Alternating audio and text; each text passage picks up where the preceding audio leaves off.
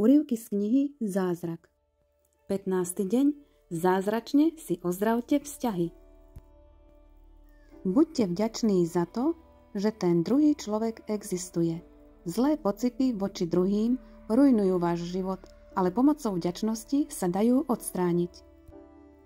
Vyberte si jeden narušený, problémový či náročný vzťah, ktorý chcete napraviť. Napíšte 10 vecí, za ktoré dotyčnej osobe vďačíte.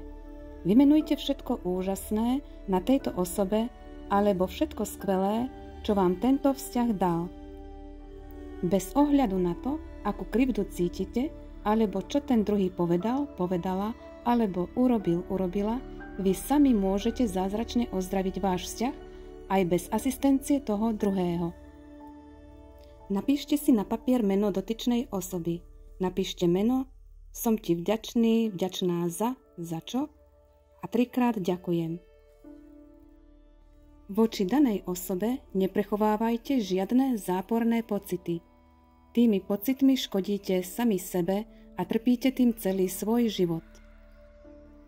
Toto cvičenie môžete opakovať niekoľko dní po sebe. Ak využijete zázračné pôsobenie vďačnosti na zlepšenie vášho vzťahu, uvidíte, ako sa vám tento vzťah zázračne začne meniť priamo pred očami. Na rozprávkovú zmenu vzťahu prostredníctvom vďačnosti stačí len jedna osoba.